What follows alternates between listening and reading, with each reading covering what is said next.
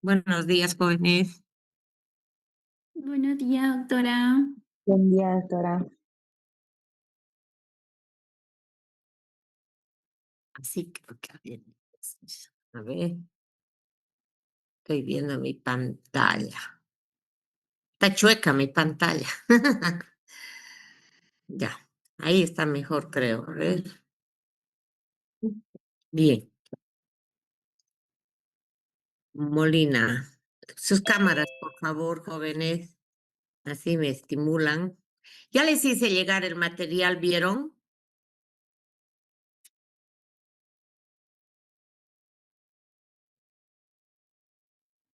Por Sí, WhatsApp. doctora. Está bien. Gracias, Bianca. Les hice llegar el documento en Word, como les había prometido, ¿no? Bueno, entonces vamos a ir un poquitín, a ver, compartir.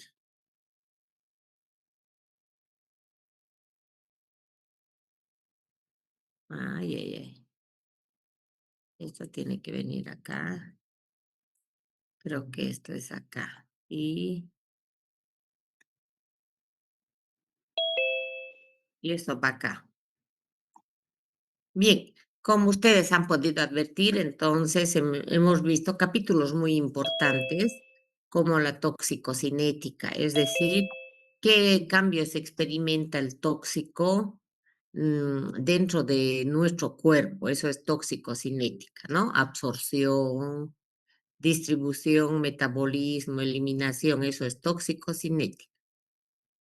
Luego habíamos visto mecanismo de acción. Algunos tóxicos actúan sobre las enzimas, otros tóxicos actúan sobre las membranas celulares, otros sobre la síntesis de proteínas. Luego vimos toxicodinamia, que estudia los efectos que producen los tóxicos y se los estudia por grupos. Hay tóxicos que afectan más el hígado, otros que afectan más el riñón. Luego pasamos al capítulo de síndromes, es decir, cómo se puede reconocer intoxicaciones por determinados grupos de tóxicos. Y ahí pudimos analizar, por ejemplo, los síndromes colinérgicos, es decir, qué tóxicos aumentan la concentración de la acetilcolina. También vimos el síndrome extrapiramidal, donde se afecta este paquete de nervios que no pertenecen al sistema piramidal. Debemos recordar en este tipo de síndrome al Plasil o metoclopramida, uno de los medicamentos que utilizamos con mayor frecuencia. No se puede usar más de 3 días, no se vayan a olvidar. ¿Sí? Salvo que la situación lo requiera. Pero a más de 3 días de uso, las personas, sobre todo los niños, van a presentar problemas en los brazos, se les va a caer, va a tener distonía. ¿M? Están agarrando su mamadera, se le va a caer, la taza se le va a caer, ¿no? Bien, después vimos el tratamiento de las intoxicaciones, sobre todo por vía oral, de forma aguda. Ahí tenemos una idea completa cómo debemos proceder o cómo vamos a asesorar. Acuérdense, punto número 1 del tratamiento es mantenimiento de los parámetros fisiológicos o que los parámetros fisiológicos estén constantes. 1. 2. Eliminación del tóxico. 3. Tratamiento propiamente dicho. 4. Prevención. No deben olvidarse esas etapas y cada una de las etapas había que buscarle sus categorías. Se vuelve a dividir. Por ejemplo, en el tratamiento propiamente dicho, hay que diferenciar con fármacos y sin fármacos. Cuando se habla de fármacos, entonces ahí nuevamente se vuelve a dividir en 3 categorías. los antídotos, los antagonistas y los sintomáticos. ¿De acuerdo? Luego vimos algo de antídotos y antagonistas. Y entonces con todos estos temas llegamos a las monografías, a la parte de toxicología especializada, toxicología de avanzada, donde debemos de ver lo que están leyendo en su texto, intoxicaciones más frecuentes. Y entonces fíjense, yo tengo aquí número uno, psicofármacos. Estos son medicamentos que están destinados para el sistema nervioso. Por eso se llama psico, son fármacos que trabajan en nuestro sistema nervioso. Y cuando ustedes lean todo este texto, se van a encontrar con esto. Es la intoxicación aguda medicamentosa más frecuente. Aquí me interesa detenerme en lo siguiente. Cuando ustedes revisen la bibliografía, se van a encontrar. Uno, ¿cuál es el tóxico que con mayor frecuencia provoca intoxicaciones? Y la respuesta, aunque parezca increíble, es medicamentos. Pareciera que no, ¿no? Y es justamente por el uso irracional que hacemos. Segunda pregunta, ¿qué medicamentos, qué familia de medicamentos son los que con mayor frecuencia provocan intoxicaciones? Y la respuesta está ahí, psicofármacos. Tercera pregunta, ¿qué personas son, qué oficio tienen aquellas personas que con mayor frecuencia se intoxican? Y la respuesta increíble, extraña, paradójica es los que están relacionados con el área de la salud. ¿Pueden creer eso? Yo cuando leía la primera vez pensé que estuve entendiendo mal. Yo razonaba de que debía decir quiénes son los que con menor frecuencia se intoxican con medicamentos. Los de salud, ¿no? Mentira. Todos los datos bibliográficos, todas las estadísticas demuestran que son los que más se intoxican. Y quizás la respuesta está en que como sabemos para qué sirve este medicamento, empezamos a tomar. Pero muchas veces no conocemos la parte tóxica, la parte de la tolerancia bioquímica que obliga a aumentar la dosis. Y de esta manera la persona consume cada vez más y con frecuencia. Entonces, a no olvidarse, jóvenes, esos detalles, ¿no? Ahora, ¿qué entran en psicofármacos? Los estimulantes y los depresores. Son dos grupos de medicamentos que hay que tomarlos en cuenta. Quizás miren estimulantes, depresores y alucinógenos. Te hacen ver alucinaciones. Entonces, esta es intoxicación aguda con psicofármacos, mucho más frecuente. Ahora, ¿por qué? Por la propaganda. De ahí que se ha prohibido. Afortunadamente, en nuestro medio no tenemos mucha propaganda para el estrés y todo aquello, ¿no? Por otra parte, la parte accidental. Los mayores se va a ir dando cuenta con sus papás y toman su medicamento y dentro de un rato dicen, ¿tomé o no tomé?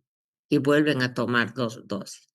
Por ello que se tienen los tableteros, no sé si ustedes han visto, con días, ¿no? Lunes, martes, miércoles, en la mañana, en la tarde, en la noche. Y este es uno de los grandes problemas, ¿no? Ahora, otras veces voluntario, porque quieren eso, suicidarse o quieren llamar la atención. Entonces, otra vez, ¿no? Las mujeres, las más débiles, las que recurrimos a esto. Es que No podemos darles de golpes, ¿no? A la vida, a la gente, ni modo.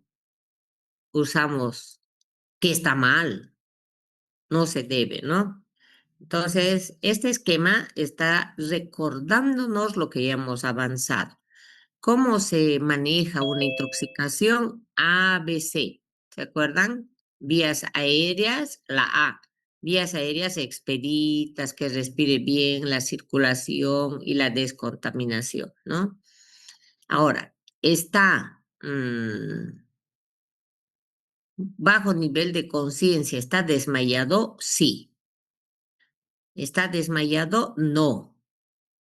Si está desmayado, flumacenilo, porque se puede, este es el antagonista, acuérdese, de barbitúricos y de benzodiazepinas. ¿Sigue desmayado? Sí, añadan naloxona, pensando que puede estar intoxicado con opiáceos. ¿Sigue desmayado? Sí. Entonces, intravenoso, nuevamente naloxona. Ya no está desmayado. Repetir y valorar su orientación en tiempo y en espacio. En el otro lado, ¿está desmayado? No. Entonces se le pregunta, ¿qué tipo de fármacos pudo consumir? Opiáceos, benzodiazepinas. Entonces, solamente en este caso, hidratación y que el cuerpo empiece a eliminar.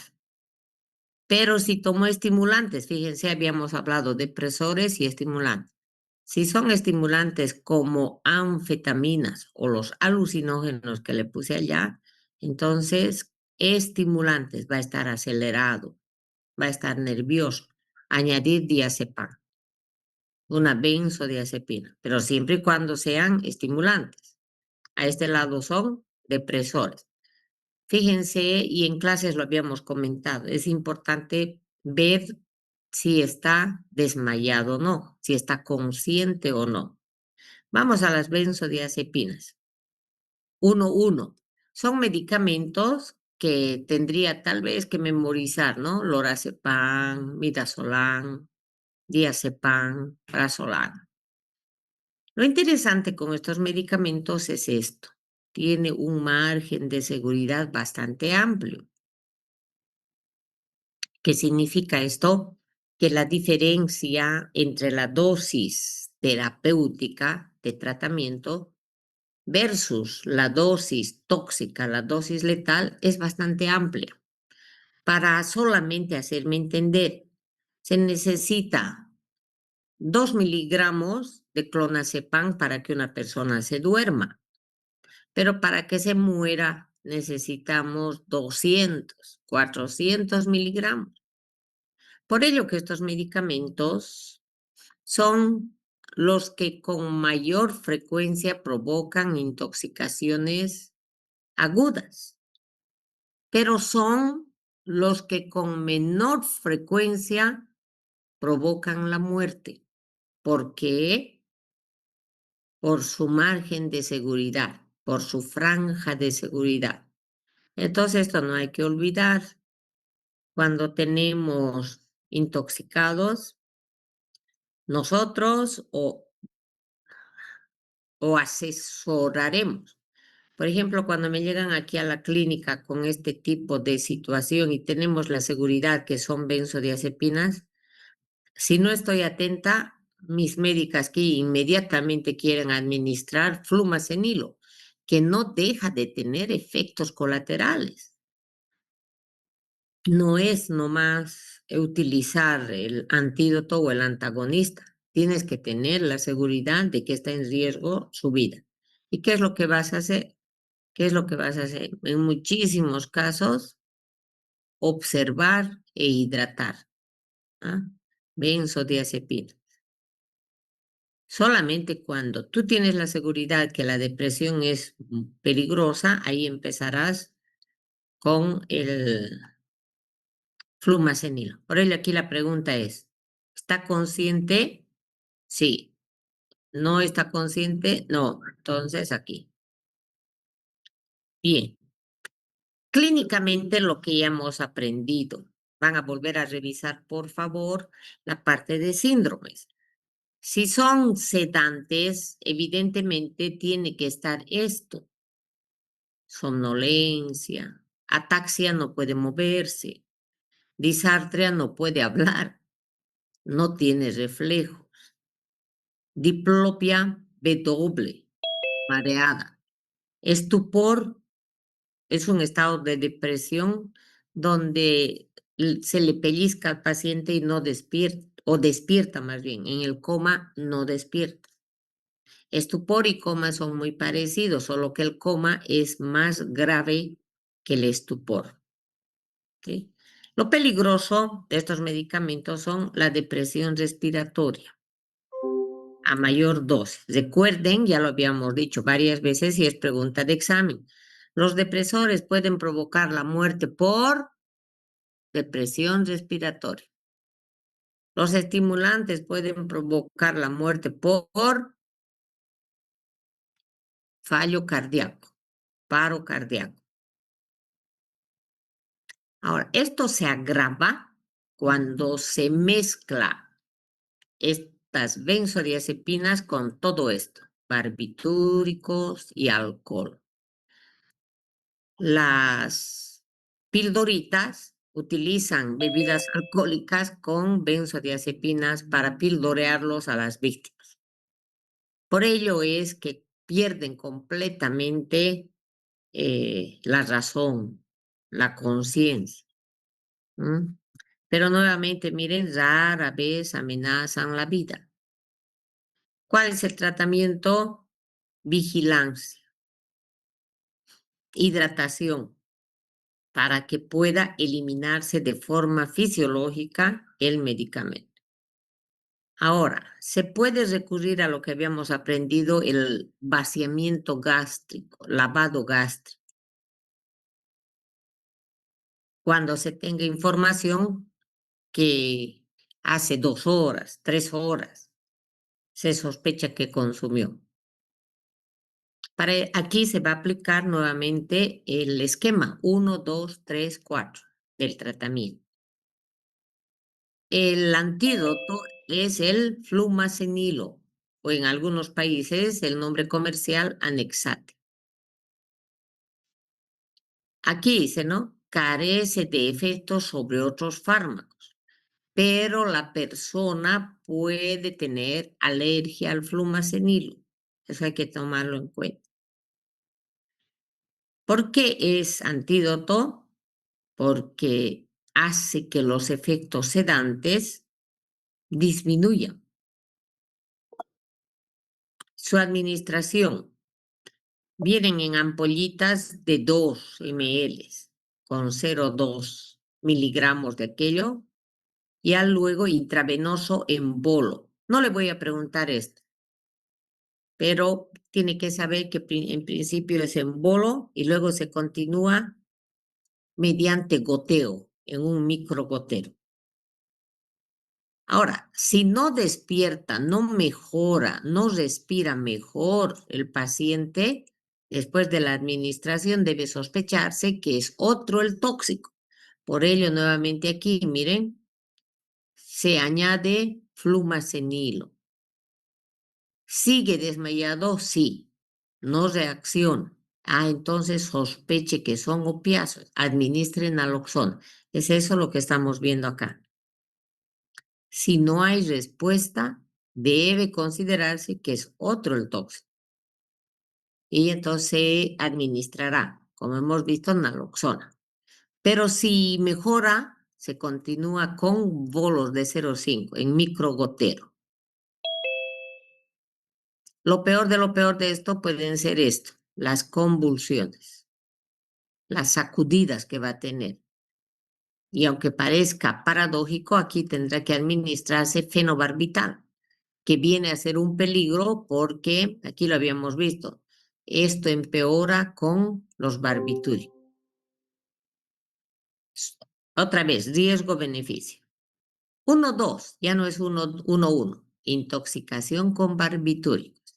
Acuérdense que ya habíamos visto y habíamos hablado de este medicamento también es depresor. Para esto yo les recuerdo que vea su tablita, el esquema que hice en la pizarra, ¿no ve?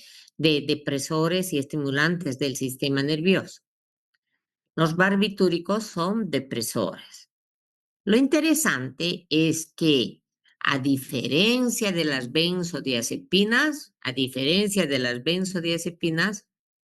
mm, su margen, o franja de seguridad es bastante reducida.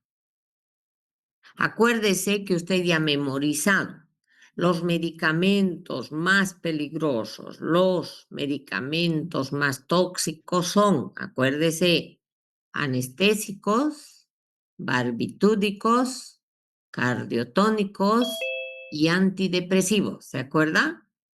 Desde el primer día que nos hemos visto, hemos ido memorizando eso. ¿Cuáles son los más peligrosos? Los barbitúricos. ¿Por qué? Porque su margen de seguridad es bastante reducida. No es como las benzodiazepinas. Por ello que la mayoría de los artistas y personajes del mundo mueren por efecto de la depresión del sistema nervioso. Eso no hay que olvidar. Por otra parte, la tolerancia. Estos medicamentos provocan inducción enzimática. Entonces yo le puedo preguntar, los barbitúricos se caracterizan porque provocan una tolerancia bioquímica. ¿A qué se debe dicho fenómeno? Y usted tendría que poner, ¿no? A que los barbitúricos son agentes inductores de las enzimas. Toda la vida, jóvenes, hay que tener presente estos dos conceptos, inducción enzimática e inhibición enzimática. Muchos tóxicos inducen a las enzimas a volverse loquitas y entonces los barbitúricos provocan eso, las aceleran, las inducen, las doctorean, las vuelven especializadas las enzimas, de tal manera que cuando una persona consume barbitúricos, sus enzimas se vuelven especializadas y empiezan a metabolizar a ellos mismos. Entonces toman y en 3 horas nuevamente están sin barbitúrico. Y esto les obliga a doblar la dosis, aumentar la dosis y reducir el intervalo de las dosis. Si tomaba cada 12 horas, ahora cada 6, cada 4 y así. Los barbitúricos son altamente habituantes, no se vayan a olvidar, es una droga, entre comillas, que te engancha, ¿no? Bien, no nos olvidemos de que son letales, letal. Por ello que muchos personajes mueren por el efecto depresor de estos medicamentos. Hay varios, ¿no? Butabarbital, amobarbital, secobarbital, fenobarbital, ¿sí? Aquí está el feno. Feno, amo, seco, butabarbital. Nuevamente, ¿cómo pueden matar? Depresión del centro respiratorio. Todos los depresores deprimen el centro respiratorio. ¿Cómo puedo reconocer si una persona está intoxicada con esto? Uno, va a estar somnoliento, va a tener disartria y se utiliza la linterna. Entonces, ¿qué se va a ver ahí? Miosis, miosis. O normales. Casi todos los depresores jóvenes provocan miosis, igual que los IOF. Los estimulantes provocan mitriasis. Entonces ahí fácilmente uno más o menos ya puede sospechar, ¿sí? Y la reactividad a la luz va disminuyendo.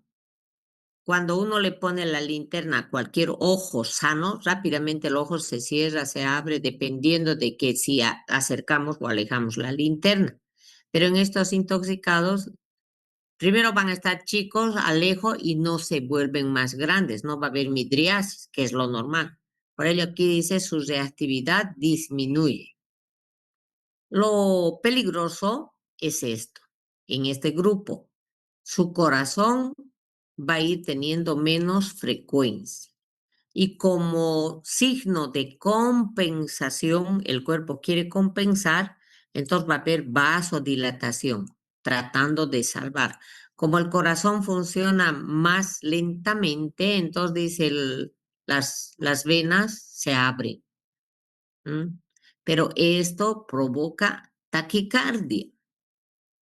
Hipotensión, la vasodilatación, cuando se abren los vasos, va a caer la presión. Y lo que más se va a observar, claro, cuando algo se vasodilata, la temperatura disminuye. Este es otro signo a través del cual podríamos estar sospechando. Bien, algunas veces en la piel puede haber esto: heridas, lesiones, bullas, como úlceras reventadas, como ampollas reventadas. Esto por el uso crónico. No se va a ver con la primera dosis, ¿verdad?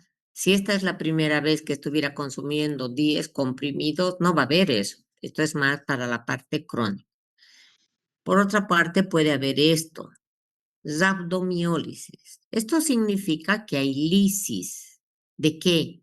Del músculo. Rhabdo en pequeños sectores. Cuando se lisan los músculos, estas proteínas empiezan a circular por la sangre y van a ir a trancar, a obstruir, a provocar una insuficiencia renal. De ahí que cuando una persona se la golpea, se la somete a un interrogatorio, muchas veces en la policía se les envuelve con frazadas y ahí se le golpea para que confiese. Y no van a salir, no van a aparecer los hematomas, los moretones, porque lo que no se quiere es dejar rastros. Y la persona se va o entra a la celda y se muere. ¿Por qué? Por insuficiencia renal. Entonces, aquí estamos aprendiendo de que a veces puede haber este tipo de tortura en diferentes contextos y había que tomar en cuenta aquello. O una persona golpeada de un accidente, hay que hacerle el seguimiento a la fisiología renal, ¿no? Electroencefalograma podría, podría servir mucho para ver en qué grado está esa depresión del sistema nervioso. Tratamiento, pero en nuestro medio vamos a estar pensando en electroencefalograma, ¿no? ¿Qué se va a hacer? Difícil. Tratamiento, medidas de soporte. ¿Qué es eso? ABCD. Les repetimos, en todos los casos. No hay un antídoto específico, sin embargo, se suele utilizar también flumacenil. Sin embargo, en muchos hospitales suele administrarse flumacenilo. Yo creo, y está bien, que se debe hacer eso porque no hay nada más. Y algunos pacientes reaccionan favorablemente con el flumacenil.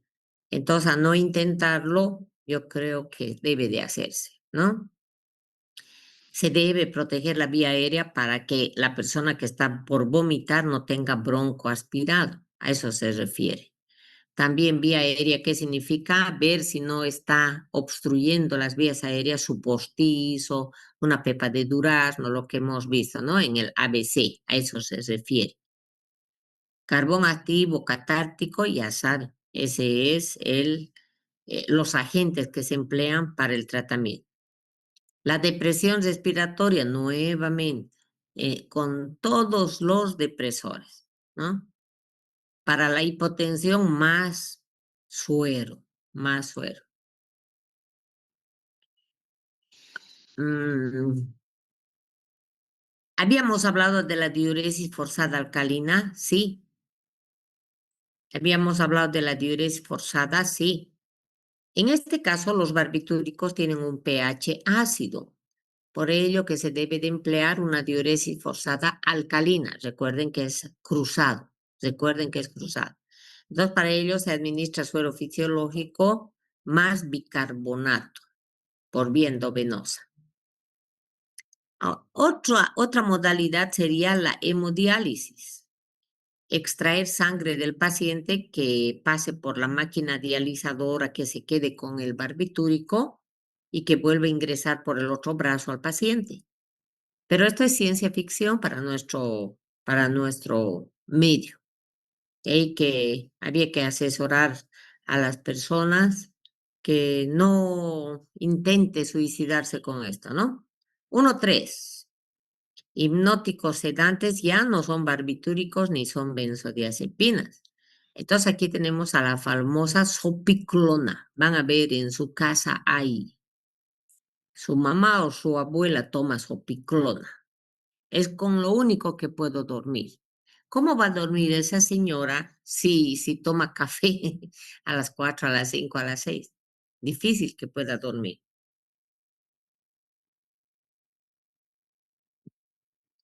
Lo interesante y lo curioso, que la sopiclona o sopiclone, como está ahí, no es prohibido en nuestro medio. Por ello que en cualquier farmacia se puede conseguir este medicamento. ¿Para qué lo usa la gente, las mamás? Para dormir. Y los viciosos, eso, para estar también dormidos y no tengan vergüenza de lo que no estudian, de lo que no trabajan, los ociosos.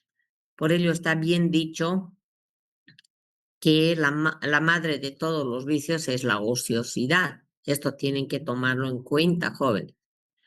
Cuando ustedes sean padres de familia, a los chicos siempre ocupados. De lo contrario, se meten con amistades que están relacionados con el uso de estas sustancias.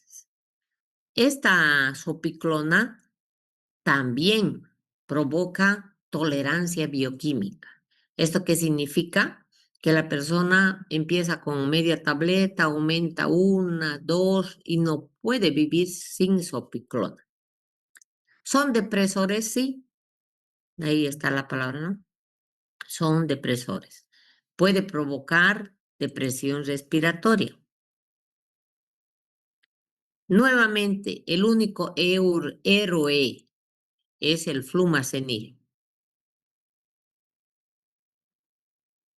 pero no siempre va a servir, va a depender de la persona. Y entonces ahí tendremos que contentarnos con medidas de soporte, que esté internado, que se lo hidrate, que se le controle frecuencia cardíaca, pero eso va a suponer también el uso de diferentes medicamentos que pueden más bien recién provocar una intoxicación por aquel medicamento, ¿no? Otro hipnótico, meprobamato.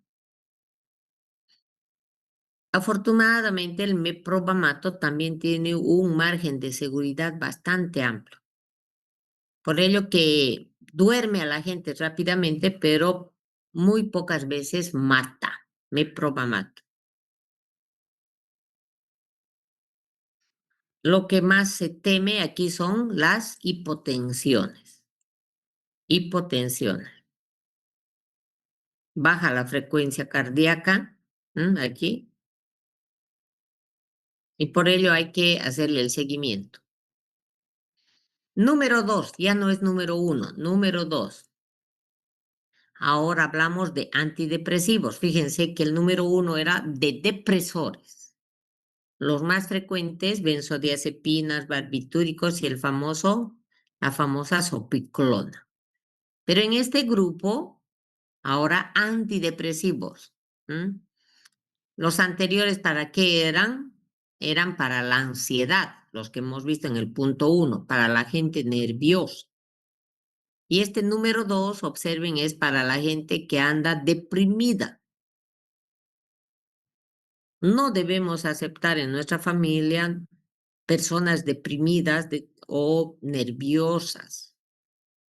No sé cómo lo hará cuando tenga sus hijos, qué medidas tomará, con amor, con cariño. Pero lo más importante, creo yo, es el ejemplo. Si usted es una persona que está llorando a cada rato, sus hijos van a ser llorones. Si usted está nervioso, lo mismo, entonces no sé qué hará. Tendrá que modularse, ¿no? Vamos a los antidepresivos. Este tipo de medicamentos son los que provocan con mayor frecuencia intoxicaciones después de las benzodiazepinas. ¿Se acuerdan? En clases les dije, este curso lo podemos dividir. La mitad son ansiosos y la mitad son depresivos. Yo la única normal. ¿Se acuerdan que les dije? Y este es un gran negocio para la farmacología. Lo que más fabrica son para los depresivos antidepresivos y para la gente que es nerviosa, ansiolítico, las benzodiazepinas. Es una vergüenza cómo nos han habituado y yo pienso, solamente debía utilizarse en casos muy, pero muy necesarios. Bien, entonces, este tipo de medicamentos engloban a las praminas, imipramina, desipramina, nortriptilina. Vienen en forma de tabletas, por ello que, ¿y por qué vienen en forma de tabletas? Porque llegan a la sangre muy bien por vía oral. Su biodisponibilidad es buena. Afortunadamente, se necesita mucha dosis para poder inestabilizar a la persona. Nuevamente, ¿cuál es el órgano de Ana? Sistema nervioso, porque estamos analizando medicamentos que trabajan psico en el sistema nervioso. Pero como son antidepresivos, ataca al corazón. ¿M? Por ello, hace rato le había dicho, ¿cómo pueden provocar la muerte los antidepresivos, los estimulantes? Paro cardíaco. Ahora, a diferencia del punto número 1, fíjese aquí cómo puedo reconocer midriasis. Las pupilas más bien van a estar dilatadas. En el grupo 1 anterior era miosis. En el grupo anterior que era bradicardia, aquí es taquicardia, temblores. Iba a estar agitado y por ello no puede hablar. En el anterior caso también. ¿Y qué va a tener? Mioclonías, sacudones. Sus músculos van a tener un movimiento diferente. Bien, si se corta, volvemos, jóvenes. También pueden provocar la depresión respiratoria